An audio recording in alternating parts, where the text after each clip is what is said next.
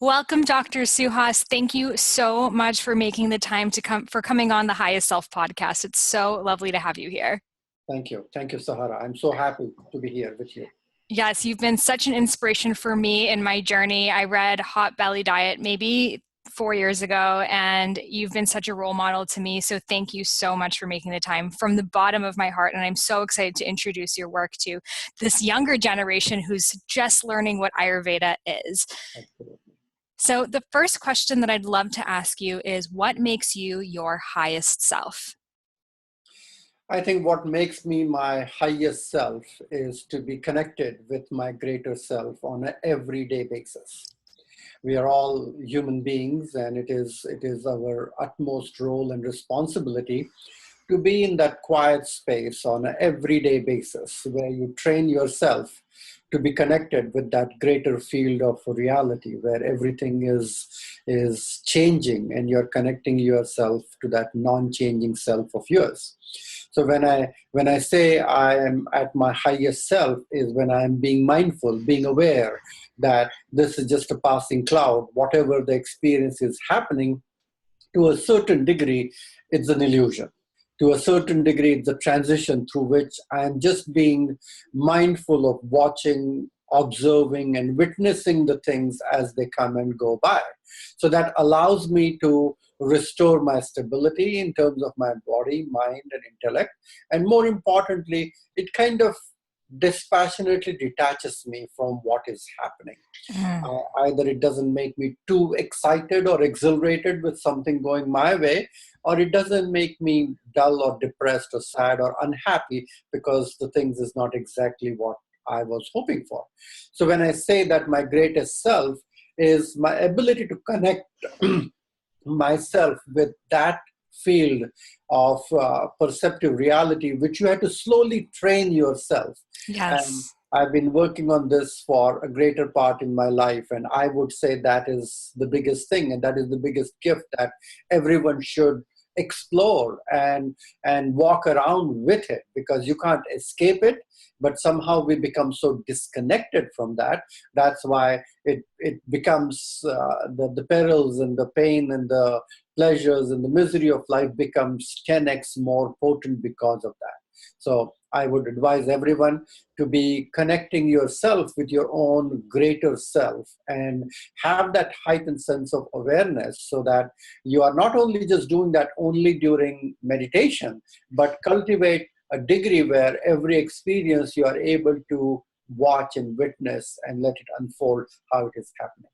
Yes, exactly. And what you're describing is the Sanskrit word Atman, the endless part of your own soul. So I think that will really resonate with so many listeners. Absolutely. The word Atman simply means to be present also. It simply means to be present, to watch, to witness, to be passive in this creation. As the infinite field of silence is. Silence, the field of silence is the background of all the dynamic activity of life, and your ability to be in that Atman, Paramatman, Purusha, the field of consciousness, whatever you call. And it is human to experience some of these things, but it is what I call it as genuinely human when you are in a state of human being, not a state of human doing all the time. Absolutely. I love that. And I would love to know your journey of how you came to be where you are, how Ayurveda came into your life, and what made you move to the United States. Well, I think it's an interesting journey. I was born and brought up in India in a traditional Vedic family. So I think studying Vedic scriptures and literature is something that I grew up with. And I chose to go to an Ayurvedic medical school to study Ayurveda and specialize in Kai Chikitsa, which is an Ayurvedic internal medicine, where I did my MD in the western part of India near Pune, which is near Mumbai actually. So I was born and brought up there, and as I finished my residency, and me and my lovely wife, who's also an Ayurvedic physician, Dr. Manisha, we started our little practice in the rural part of India, and we were happy with our little son living in a small suburb of Pune. That's when I was invited by His Holiness Maharshi Mahesh Yogi, who was the founder of Transcendental Meditation, who was looking for some young Ayurvedic couples to travel the globe to talk about yoga, Ayurveda, meditation, and the science of life, how it affects every functioning of human life as such. And we were designing courses, classes, curriculum, starting Ayurvedic clinics around the globe. And he made us travel around the globe, myself, Dr. Manisha, and our children actually, for a pretty long time, finally settling down in US, where we were teaching at the Maharishi University in Fairfield, Iowa.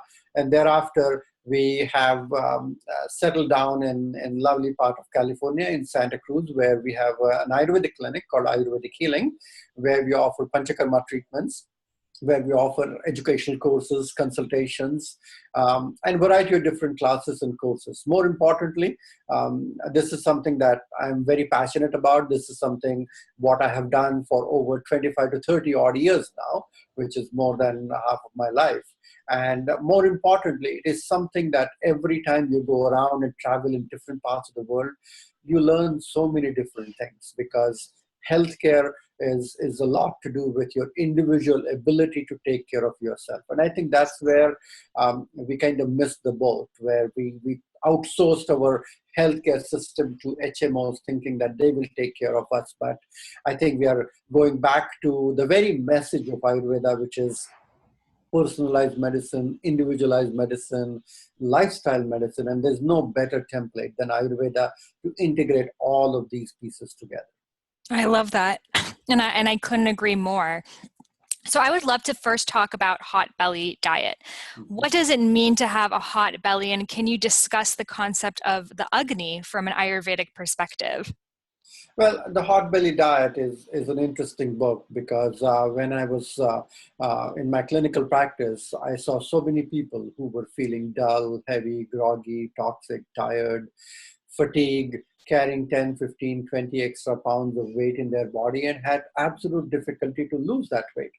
And I was trying to clinically understand what is going on in their life. And they were all leading a pretty sedentary life, where they were not digesting their food well. It's not that they were eating bad food, but they were not digesting food. From an Ayurvedic point of view, agni, or your digestive fire, is the cornerstone to your health and well-being. You need to probably digest and metabolize not only food, but all the experiences that you ingest. And when you're not able to do that because you're simply too busy, you're driving, you're commuting, you're stuck in a traffic jam, you're having a sedentary job for 7, 8, 9 hours, you rush back into traffic hours, you expose yourselves to a passive entertainment for a couple of hours before you sleep, and you start it all over again. Unwanted intake of heavy doses of caffeine in the morning, too much of starchy, sugary snacks, and then slowly it starts building up what we call it as the tissue sludge. And these are all undigested food with our metabolic impurities, which kind of slow down and make your digestive fire feel very sluggish. So when the agni, or the digestive fire, is not burning properly because of these dampening of impurities, then you start accumulating this toxic sludge everywhere at a cellular level that makes you feel dull.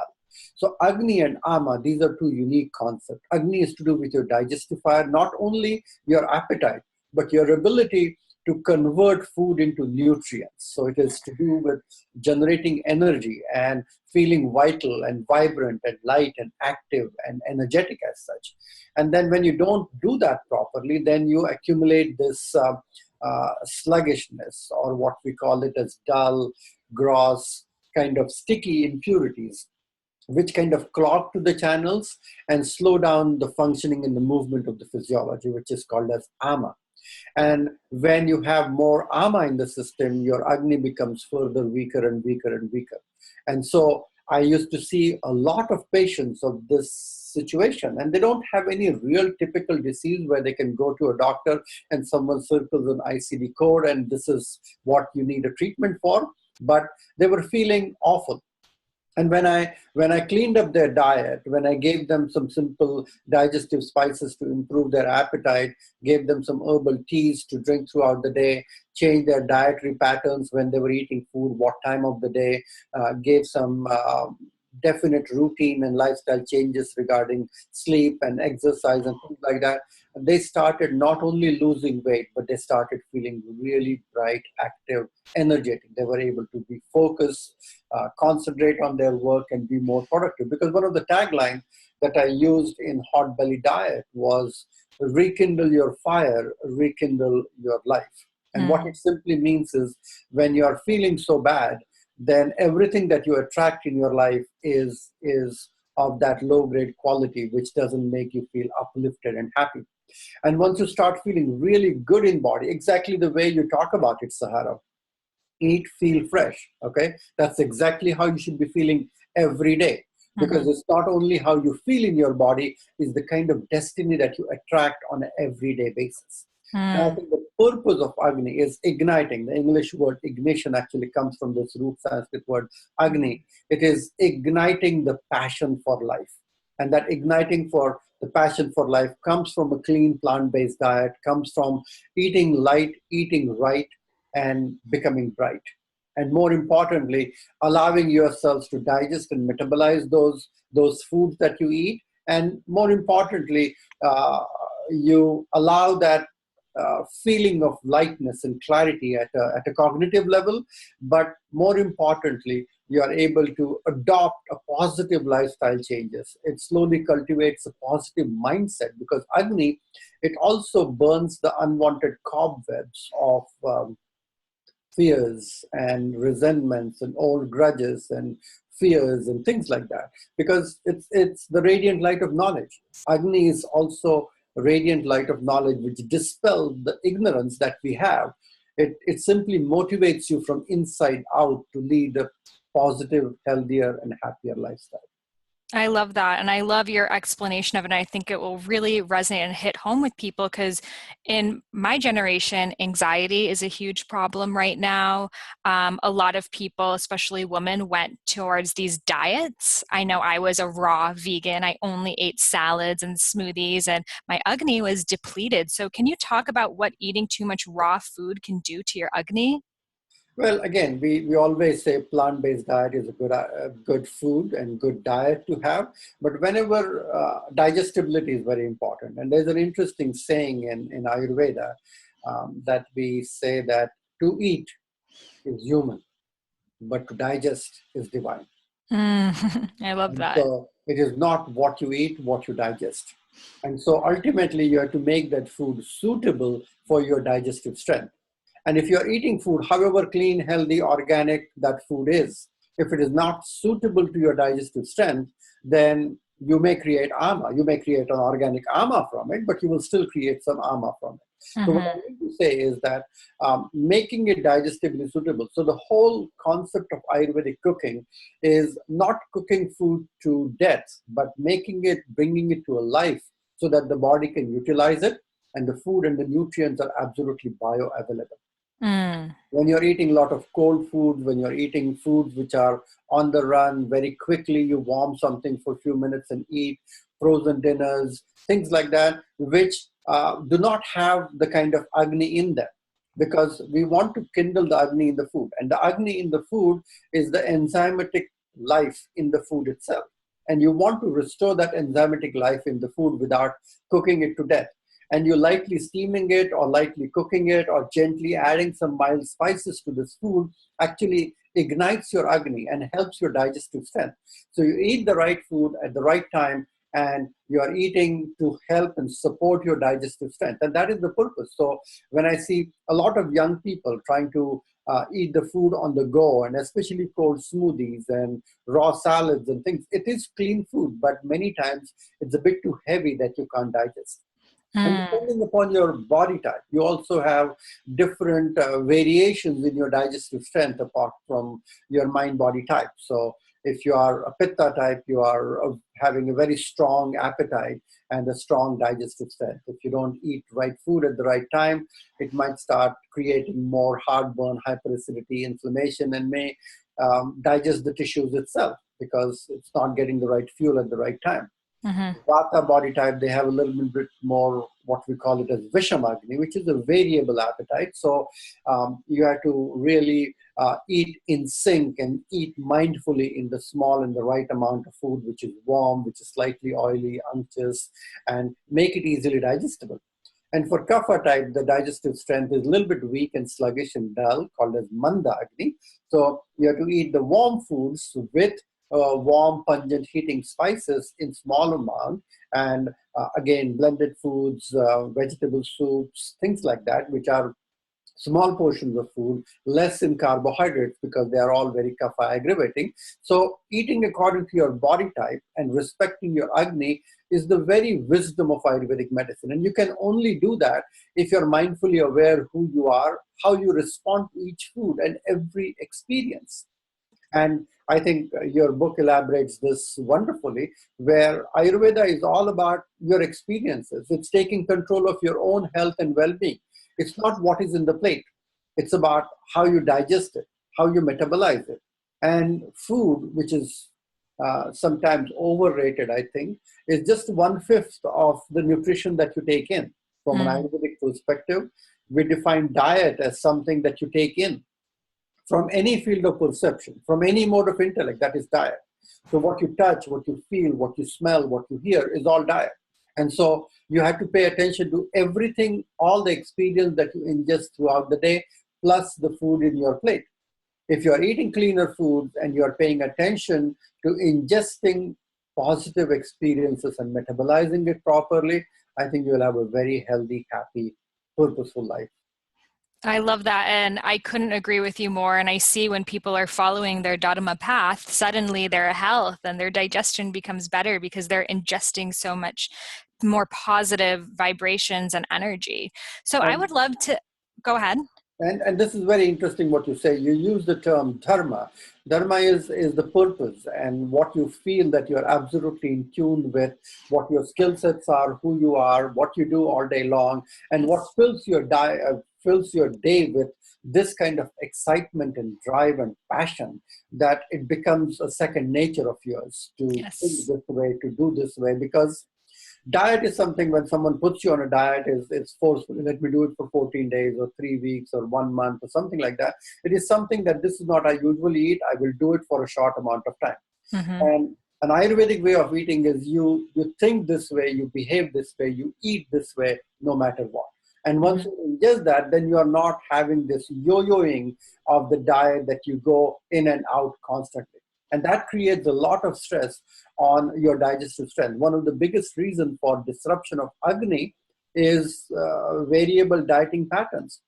Some days you have a 2000 calorie diet to 500 calories diet, sometimes totally vegan, sometimes totally paleo diet, sometimes you restrict certain foods, sometimes you restrict certain foods, you fast few days a week, suddenly you go full swing of eating whatever you can eat on the other days.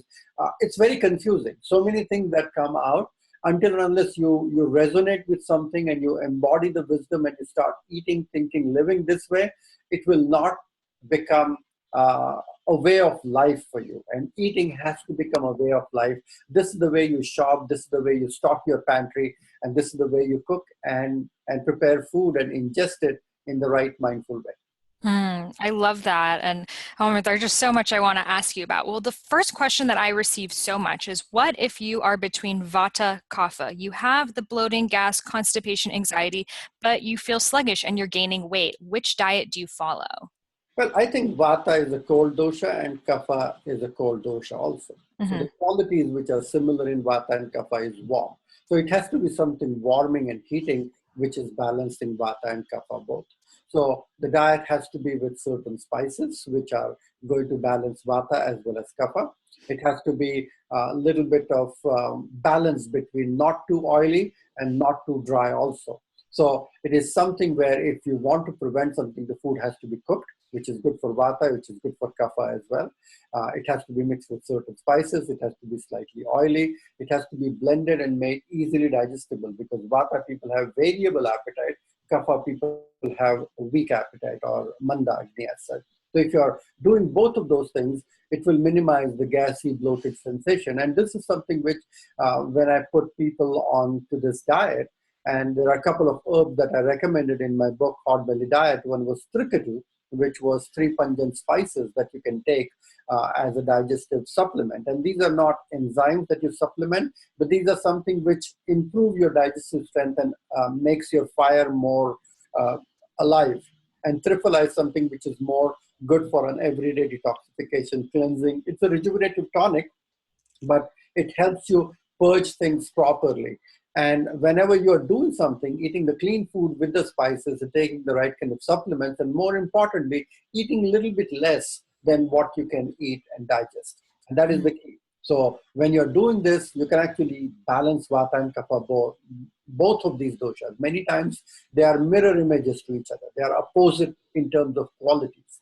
And when you're able to do that, you can balance both easily. And I think that is the aspect of Ayurveda. Ayurveda is a science of qualities.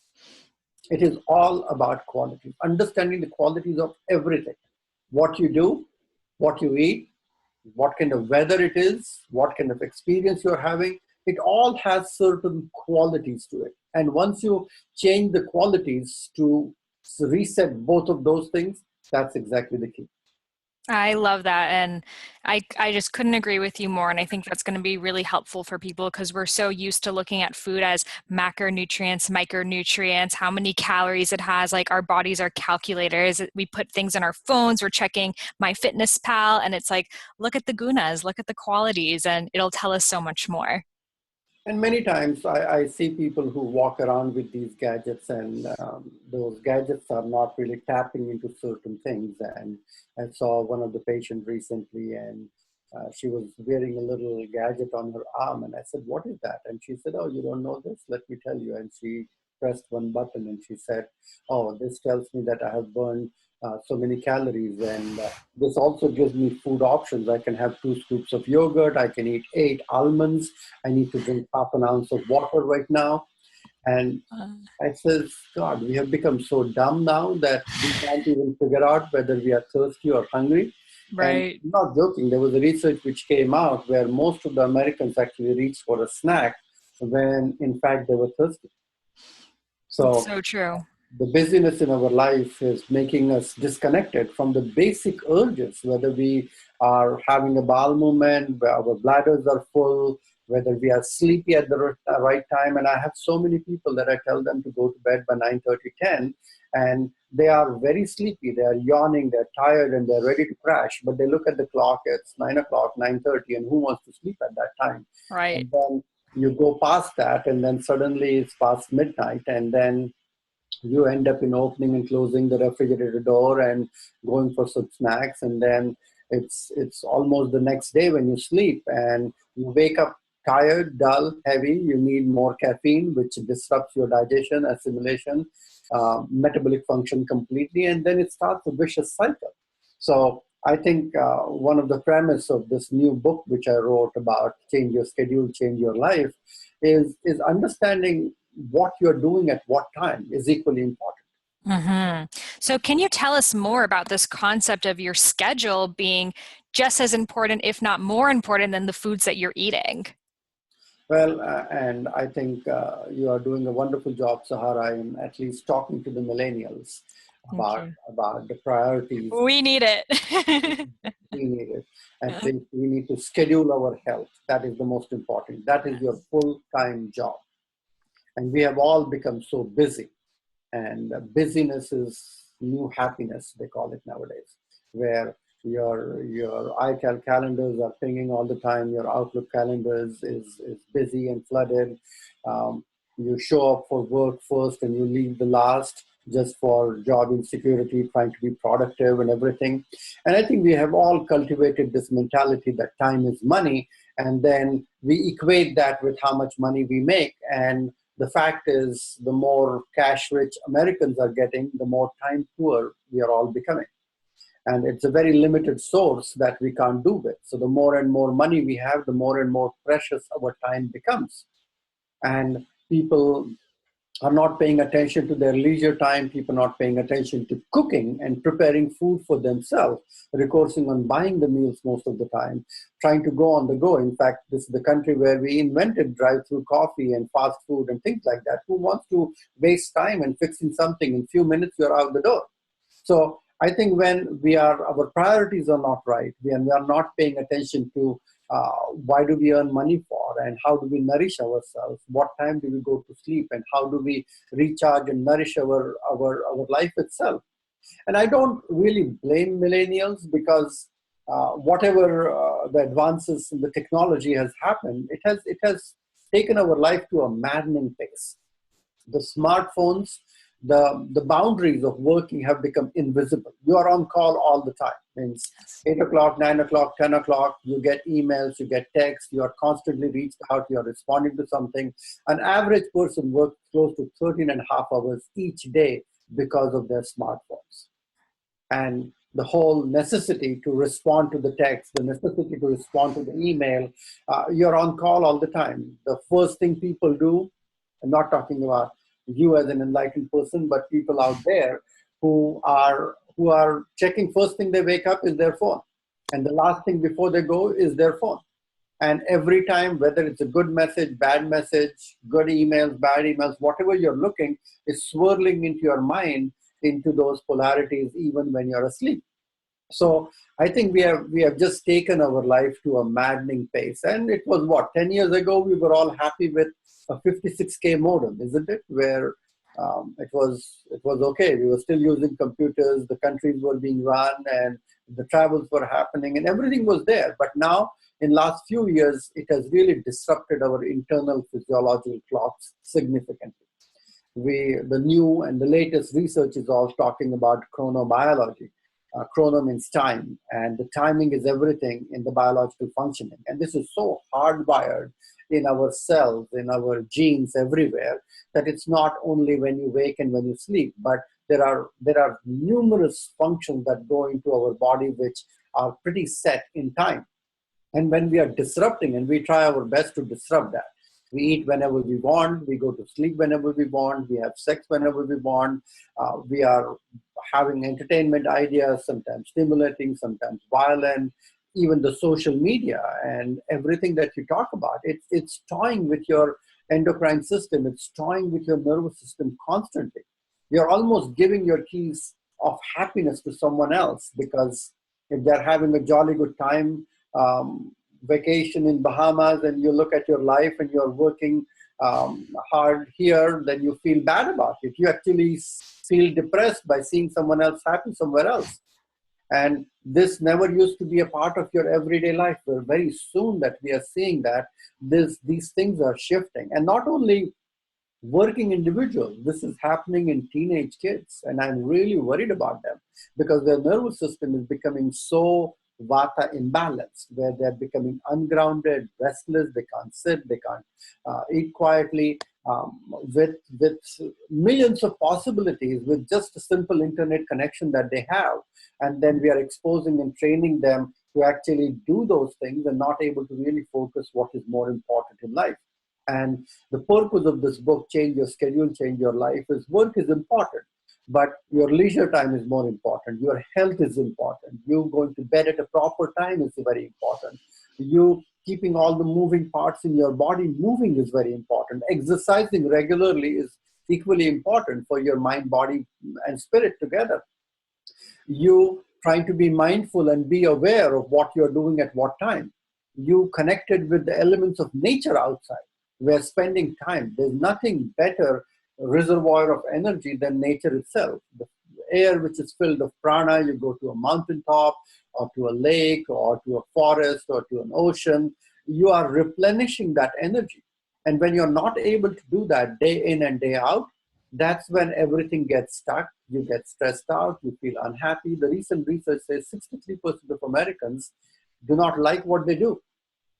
They are having this high rate of job dissatisfaction, because they feel so pressed and so depressed because of how much money they have and what do they need to do in terms of time. And I think that pressure of time, where everything is slipping away. And I see this a lot in my clinical practice, and especially young millennials need to hear this very well, because you can't get away with those clocks. You have to do the right things at the right time. Is that right? You have to go to sleep at a proper time. You have to probably, if you are interested in getting married and having children, there's a clock for that. You need to do the things at the right time.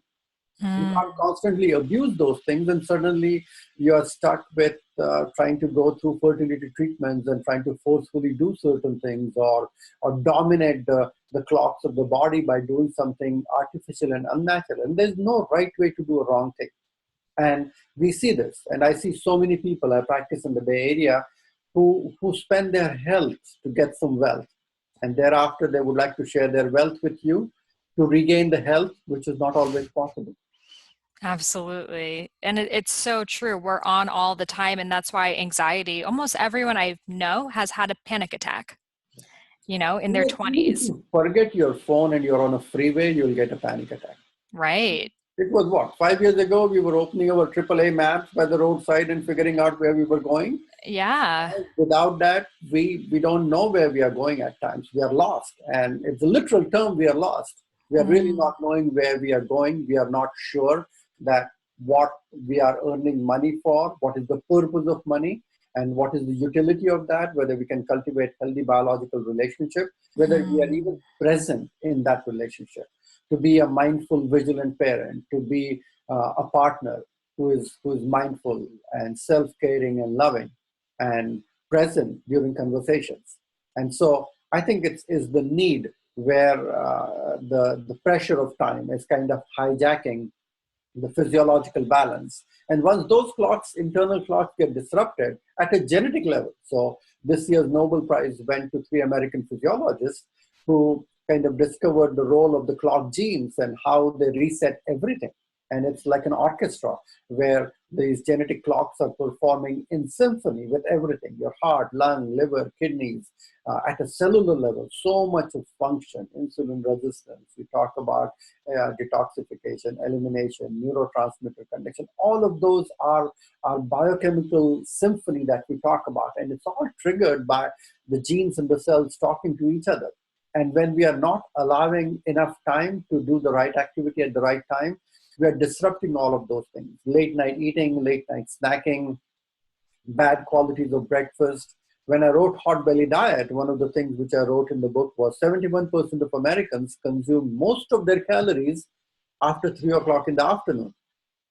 So when you eat late and sleep late, it's the prescription to gain weight. Eat late to gain some weight, sleep late to gain some weight. And when you eat late, you wake up feeling dull, heavy, groggy, toxic, and tired, and you start your day in the same manner. It affects your sleep. You're snoring in the night, you're having sleep apnea, you wake up tired, feeling low energy, you need loads of caffeine to get you going. It disrupts your appetite. Since you are not hungry at the right time, you're snacking bad foods because you are just driven by the stress, how you feel throughout the day. And very soon, you are exhausted and tired, and you constantly need those pick-me-up kind of drinks. And so the epidemic of energy drinks and the rivers of caffeine that are flowing in everybody's body, this is what I'm talking about. Very soon, you take one wrong step, and it kind of disrupts the cascade of molecules and neurotransmitters in the body as such. And very soon, you have an imbalance, you have a chronic disease, you name it, you can have it. So true. And I see that happen all the time. So what is your opinion on intermittent fasting? That's something that's very popular now. A lot of people are purposely putting all their calories after 3 o'clock because they think it will give them more energy and help them lose weight. So what is your view on that? Well, as I said, that fasting is a good idea. Fasting is one of the most underutilized healing modalities that we know. It is being used for thousands and thousands of years. But when we say intermittent fasting, where people try to fast at certain amount of time and then binge onto more amount of food, that is very bad. And I see this quite a bit. And there was a popular book which came out where 2 days you don't really eat anything. Right. And in the other 5 days, you eat anything you want, as much as you want. And that is a real bad type of fasting. And the same with intermittent fasting, where you can consume and you can eat anything till 9 to 7, and from 7 o'clock in the evening till 9 o'clock in the morning, you won't eat anything. It's not that I'm not eating anything for this time, and then I have a license to eat anything I want during this time. That's not what I mean to say. Mm-hmm. We're eating mindfully, we are eating the right food at the right time in the right proportion, and that is very important. Yes, I do believe if you give your digestive system a good 12-hour rest, that is phenomenal. That is very important. And that's what I discussed in the hot belly diet. When sun is waking up in the morning, it's a tender sunlight. So you want to probably eat a lighter breakfast around 8, 8:30 in the morning. And it has to be really small, light breakfast because the sunlight is pretty tender and very gentle. And you're waking up after 7, 8, 9 hours of doing nothing. And then you eat lighter breakfast when the sun is prominent and peaking up in the sky. That's when you eat your largest meal of the day. And when the sun is setting, it's the fading sunlight, and you're eating the lighter meal close to sunset, so that you have at least 3 hours before you go to sleep. And then you digest that food, whatever you have in the dinner, before you go to sleep. So ideally 6, 6:37 till 8 o'clock next day morning, at least for 12 hours, you're not eating anything. And that's a good fast. That's a good way to clean your ama. And this is something, it's good for each body type. It is very safe. It is very effective. And it is something that you need to learn and doing this on an everyday basis. One another technique of fasting that I experienced, that I explained in my book, Hot Belly Diet, was not to eat anything between breakfast, lunch, and dinner, to fast in between meals. And trust me, it was so difficult for people to do that. Mm-hmm. So many people felt that we were training ourselves to eat every 2 hours because that's what we thought that gives us energy, but that is not true. So you don't eat anything from breakfast to lunch. You are going to have a decent breakfast, so eat your breakfast at the right time. Don't eat anything. You can have water, you can have some herbal tea, but don't eat anything till lunch. And from lunch to dinner, don't snack. Allow that food to be completely digested and feel the natural sense of hunger. I love that. We feel this false hunger, which is a dropping of the blood sugar.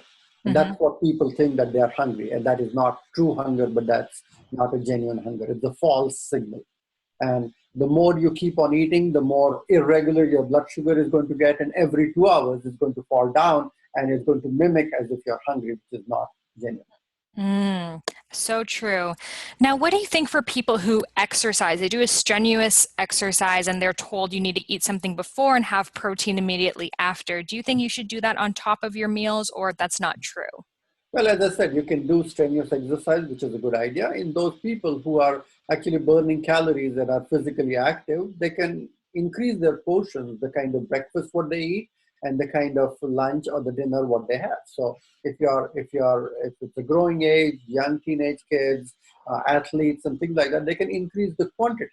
And you can go for some lighter snacks which are healthy and easily digestible. You can have some shakes and blended smoothies and things like that. But again, it's not advisable until and unless you are really using 1 or 2 or 3 hours of physical activity on an everyday basis, which is very few people who do that.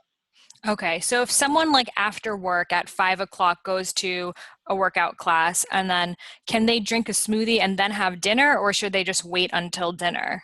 They can have a little bit of snack or smoothie just to give them the energy to do that, but it should not be something which affects and influences their dinner.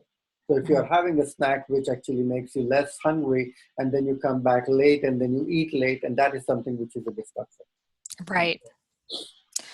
I totally understand that. Yes, I think we've all been taught by the diet industry that you have to keep your metabolism going. So we're told to constantly be snacking, and in between breakfast and lunch, eat some almonds, and then have a smoothie, and then have some hummus. And we're just never detoxifying because we're always eating.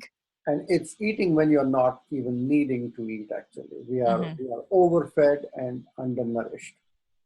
As a society, we are overfed and undernourished. And the reason being that we are probably just recommending standard blanket advice for everyone.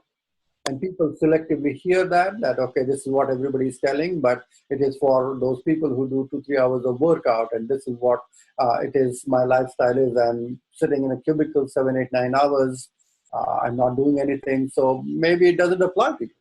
And so even if you do, say, 40 minutes or 1 hour exercise in a 24-hour cycle, it's still very less compared to an active lifestyle that you talk about. Right. Exactly. So I would love to know, I know in Hot Belly Diet, you had like eggs and animal products. And this is kind of the discussion in Ayurveda. Do you think that one can eat animal products or it should be strictly vegan or vegetarian?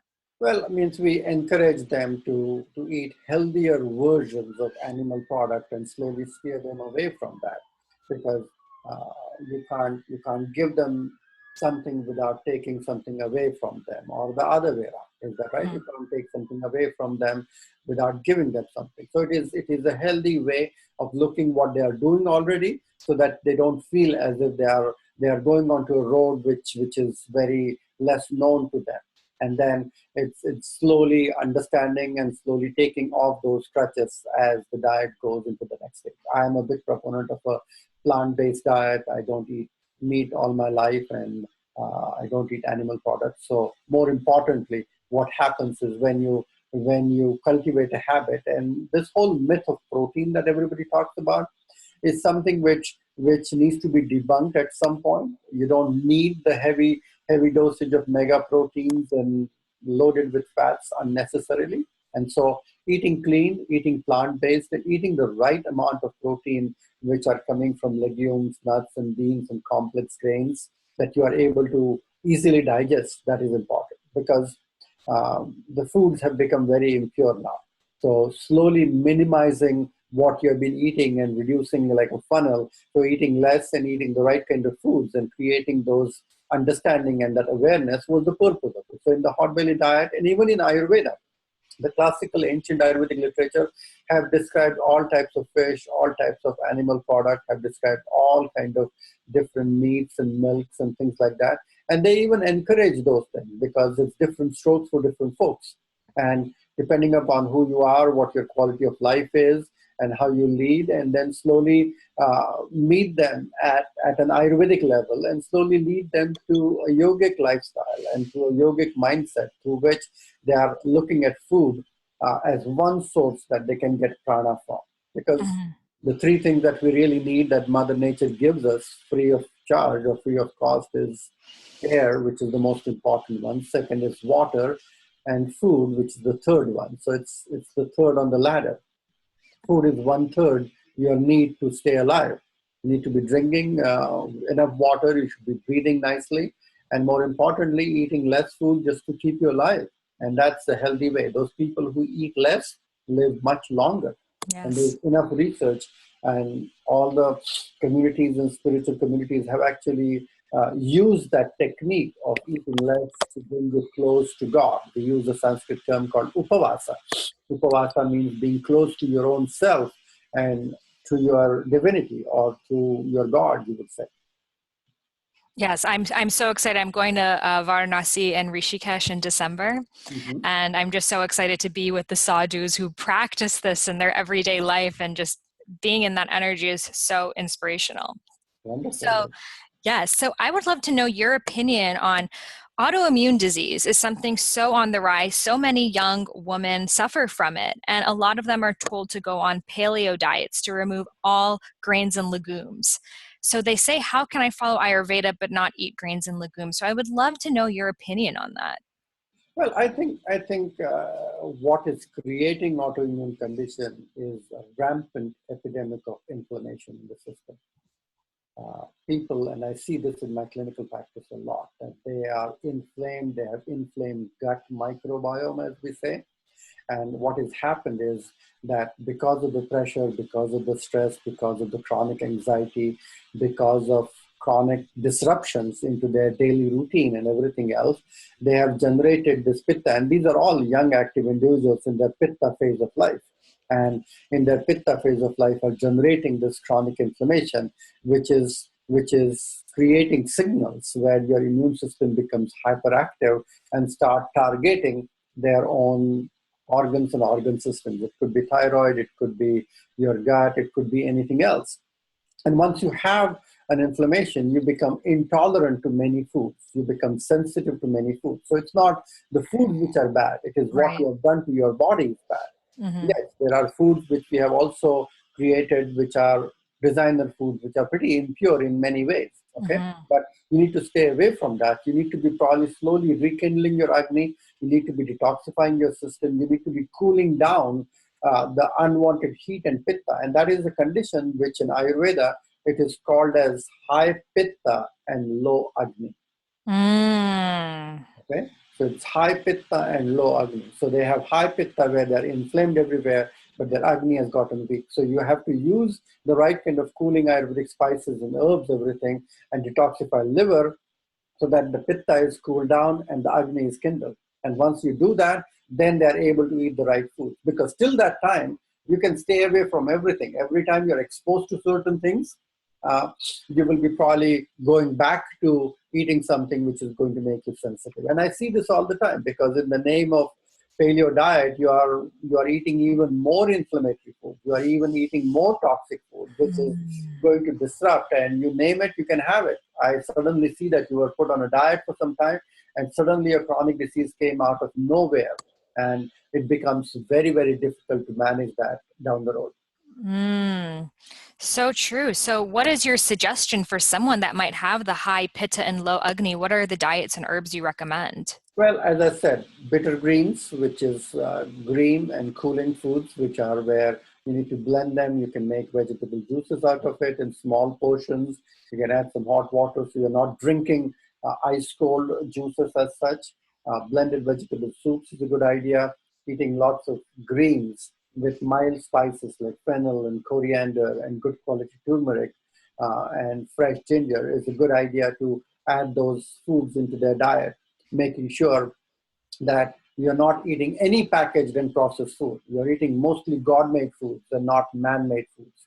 So anything which is packaged and processed, you're staying away from that.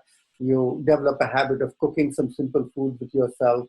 You can combine small portions of grains, maybe some brown rice or quinoa or barley or amaranth or variety of different portions of smaller complex carbohydrates. These are not low carbs, but slow carbs. So slow carbs are creating this satiety and feeling where you can volumize your stool, and it actually helps your microbiome to heal because of the fiber content of these foods itself. And as a community, we are eating food which are so devoid of fiber, which is also a main reason why we create this gut inflammation. So when you are having these kind of diet, adding the right kind of fiber, eating small portions of these grains with good amount of fruits and vegetables, soaked nuts and seeds, pitta pacifying diet and lifestyle in general, going to sleep, because sleep is one of the most potent anti-inflammatory activity that you will ever do.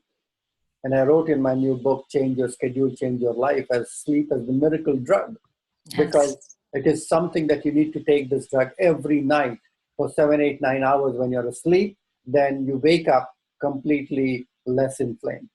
And when you're constantly toying with erratic sleeping patterns, you're going to have more and more inflammation because of that. So going to sleep at a proper time is very important. Exercising is releases the heat from the body, improves the circulation. You sweat and detoxify, cleanse, and you bring the lymphatic return. So it actually enhances the metabolic acceleration and the detoxification of the body at the same time. So physical movement, exercise, yoga is a great way to do that, because you are doing through proper breathing patterns, bending, twisting, turning, and slowing down the pace of exercising is one of the best way to cool down the pitta. Because Mm. it's all about the racy quality of the mind that creates these challenges. But if you follow some of these things, and there are lots of pitta pacifying teas that we have on my website, you can take a look at it. It's ayurvedichealing.net. Pitta tea, what we call it, is much more cooling and soothing in nature. We also have some blood cleansers and blood purifiers. These are the most potent pitta pacifying herbs that you can take, like neem, guduchi, shatavari, kutki. These are all pitta pacifying herbs, and they're also good for liver, helping you to reduce unwanted heat from the body and kind of retrain the body to ignite the agni as such. So if you are able to slowly kindle the agni and get rid of unwanted pitta, I think you are in the safe zone. I love that, and such great advice for us all to take home. Another question is, a lot of people work overnight shifts. They're nurses or whatever else. What is your suggestion for them? Well, even the World Health Organization has stated that graveyard shift is a known carcinogen. Wow. So we can't really erase this fact that people who are having these kind of shifts is going to disrupt their the whole physiological functioning significantly. So I have quite a few patients who are of that kind, and it is an important service. It's a great service for everyone else, so that you and me can sleep peacefully while someone else is working and vigilant and taking care of something when it is needed. But these people have to be super cautious about how they get enough sleep during the daytime, what do they eat, how their sleeping pattern is. They should not be eating big meal in the breakfast and then sleeping on top of that. They should be probably exercising. They should not be reposing heavy duty caffeine in the middle of the night to keep them awake. All of those things, if you clean that up, you can minimize the toxic load, but you can't completely escape from it also. Okay, so that's one thing. But I see lots of people who are not doing graveyard shifts or night shifts, but are still acting as if they're doing night shifts. Right. They're watching television and having passive entertainment till 1 o'clock in the night, late night shows, working late night, communicating with other teams in Taiwan, India, a variety of different things, wake up early morning for these early morning meetings that they have. So they are still functioning as if they are traveling through different time zones. And there's a different concept that I described in my book, which is called as social jet lag. And that is terrible, especially all the millennials should know about it, where you are pretty decent Monday to Friday. You show up for work 8:30 in the morning, come back 5:30, eat clean food, try to do everything, try to exercise. But come Friday, you have license to do anything you want. And then you are eating late, you are going to average restaurant wait is an hour or so if you go to any place and everybody is eating Friday night, 9, 10, 11 in the night, and you have a license to stay awake because it's Saturday next day. So you're staying past midnight. And then since you slept so late, you wake up way too late in the morning. So Saturday morning, you wake up 9, 10, 11 sometimes, and then everything slows down. Then your breakfast becomes your brunch, brunch becomes your lunch, lunch becomes your dinner. And then again, Saturday night is again free night. Whatever you want to do, you do the same abuse of your body. You eat too much, you drink too much, and then do the same pattern on Sunday. You wake up late night, and Monday you have to go back to work and start your day at 6:30 in the morning. And when you wake up at 6:30 in the morning, it's as if you have gone a cross-country trip and gone to a 3-hour time zone difference and start your day that way. So you are having a jet lag that will stay with you for 3 days. So if you're having 3 days of abuse, Friday, Saturday, Sunday, it's going to take 3 more days for the body to reset the physiological functioning, that you'll be hungry at a proper time, or you'll be sleepy at a proper time, or you will even have a bowel movement at a proper time. So many physiological functions that are disrupted because of that weekend abuse. And then by the time it regulates, it's Thursday or Friday. And then one more time it's Friday, and you repeat that all over again. And then you keep on doing this in a zombie manner. And then sooner or later, you're struggling with weight that you can't brush aside. You can't lose the weight. You say Monday to Friday, I'm so clean, but this is what I do on this weekend. And so it's not about how you live, but how Mother Nature and the birds and the animals, everyone does that. Everyone does that in a way where it's in sync and in harmony with the light and with the rhythms of nature itself. Yeah, it's so true. And I wrote in the book, it's hard because a lot of social things start, like nightclubs and bars start at midnight. Yeah. So when you arrive at midnight, it finishes at 2, you get home at 3, you're in bed by 4, the sun's coming up, and this is what most millennials do every weekend. And as I said, millennials are very precarious, and this is the first time in our US history that our kids are going to have a shorter lifespan than ourselves. Wow. And the reason is the abuse of the body. And you're young and you may not feel it, but trust me, you're aging very, very quickly because of this abuse.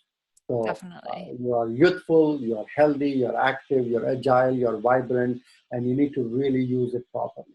And you need Yes. to really funnel your passion into ways that you can make difference in someone else's life. The purpose of human life is to make difference in someone else's life.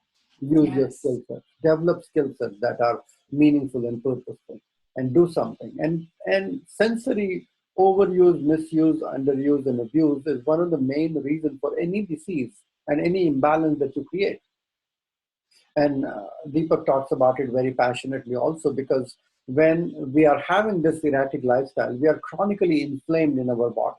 And this inflammation at the gut level or at the cellular level very soon becomes hostile tendencies in our mind and the decisions that we make, which are very nasty, bad for relationship, bad for our companies, bad for our organization, bad for our workspace, financial decisions. And very soon, healthy individuals who become inflamed become very hostile, become very violent in their thinking, physical, mental, emotional, Yes. verbal violence, and that is spreading like a wildfire everywhere. And we are seeing the epidemic of this everywhere. It all starts with bad foods and bad lifestyle, where our minds are getting very inflamed and hostile and violent, which needs to be cooled down. Absolutely. We're in a pitta world right now, and we see it in the news all the time. So I love how you bring this up because I lead a program called Doshas and Dharma, and it's how your dosha is connected to your dharma. So I would love to have you speak about that. And do you see that connection happen? Absolutely, because this is a huge connection. It's a huge connection because knowingly and unknowingly, this is slowly changing the very functional basis of your medicine itself. Even the functional medicine have labeled doshas. They call it as kapha type, as retentive types. These are retentive types where they retain food and water and impurities. They talk pitta types as inflammatory types. So they generate inflammation. They're very sensitive to certain foods and certain practices and stress. They become very inflamed and angry and hostile. And Vata people as degenerative types. So they shrivel, they become ungrounded, they become more anxious and more fearful, and slowly become more degenerative in nature. So even from a functional medicine point of view, the Ayurvedic mind-body type is very related to the mind that you create, the mindset that you will create, and the kind of life and the destiny that you will attract. So the purpose for resetting our dharma is to identify who we are, how to be in our body and mind to understand who we are and start leading our life from there. So then your life becomes a purposeful dharma where you're doing your duty, you're achieving what you are destined to achieve. More importantly, you're able to optimize your functioning. You're not minimizing and blocking your potential because of your own actions. That's so perfect. And I talk about different, because in your 20s, it's the time that you're choosing your career, you're choosing your spouse. It's so many decisions, and it can be really crippling for people. So what are the careers you think that each dosha should navigate towards? Well, as I said, that Vata is a very energetic, creative thing. So you talk about artists, creative people, entrepreneurs, starting companies, having creative ideas. They're very bubbly, very energetic, like meeting I'm people. very Yeah, Vata. and setting something. So you love to talk and you probably bring the best out of people and you're communicating and spreading this message, writing books, giving talks, variety of different things in which you are constantly shifting. You're not sitting and bogged down by doing one thing at a time.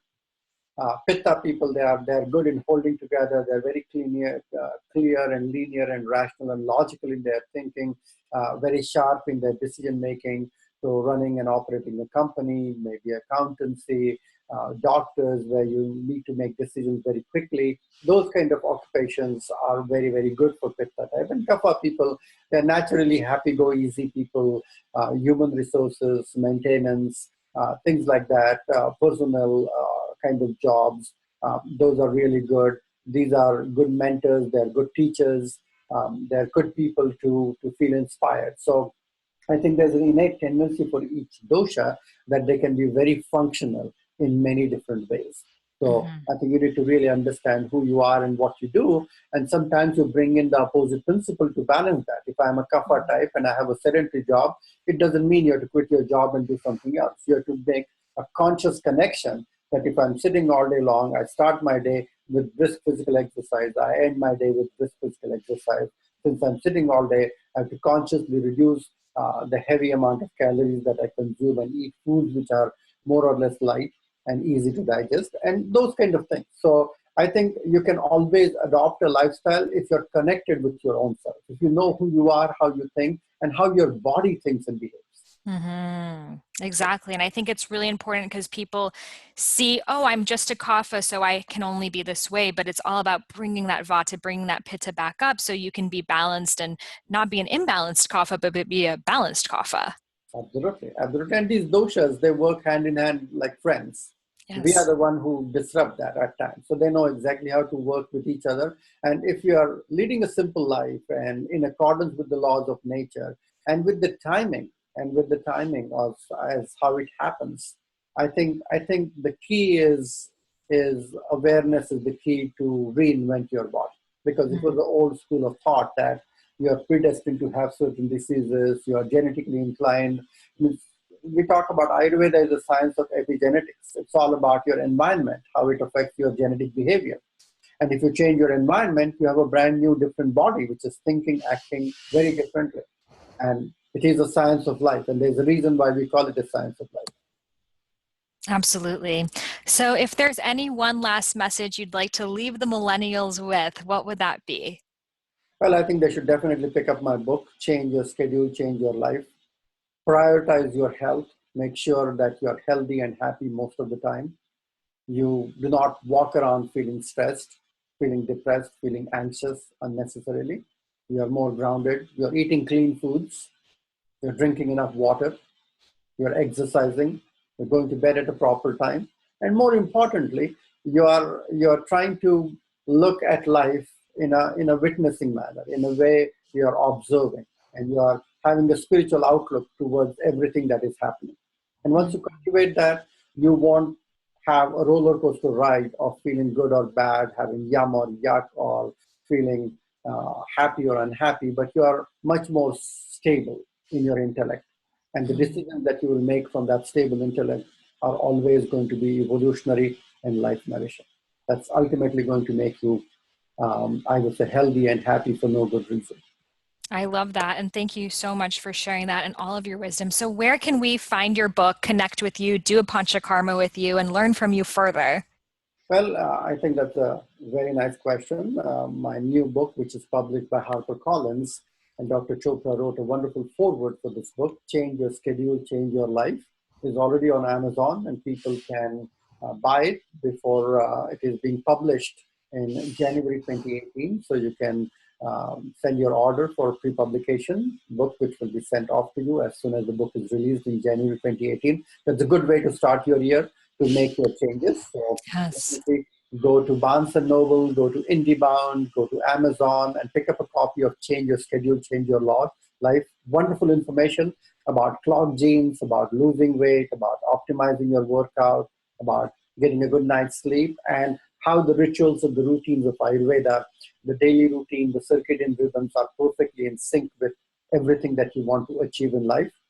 You can find me and my work on my website at drsuhas.com or ayurvedichealing.net. Ayurvedichealing.net has all my products and services and the courses and the classes that I teach. And you can also find my Panchakarma clinic. We have a beautiful Panchakarma clinic in Santa Cruz, California, which is just south of San Francisco, about an hour south near San Jose. And it's a beautiful clinic. And that's where I'm talking to all of you from today. And please come and enjoy Panchakarma. Panchakarma is a whole body detox and rejuvenation. It's a very nourishing experience. You are able to get rid of many physical, psycho-emotional, and subtle impurities through the nearest possible exit and rekindle your agni, get rid of ama, and feel really, really light and energetic. So lots of people from all walks of life from around the country actually come here to receive their healing at Ayurvedic Healing. So check us out at ayurvedichealing.net and definitely make sure you pick up your copy for Change Your Schedule, Change Your Life. Thank you. Yes, thank you. And I'll post all those links in the show notes and your centers in the back of the book in the resources section as Thank well. you. Thank you So for mentioning that. well, thank you so much again for making the time. Truly, this message is so needed for so many millennials that we don't have that guidance. A lot of our parents never taught us these things. So thank you so much for being that voice. And hopefully we will be the generation who will continue to outlive the next if we create these changes in our lives now. And thank you, Sahara, to be a role model for the message that you embody and you carry and you share this wisdom. All the Oh, best. thank you so much. And I will definitely come do a panchakarma with you soon. Thank you. Wonderful. Namaste.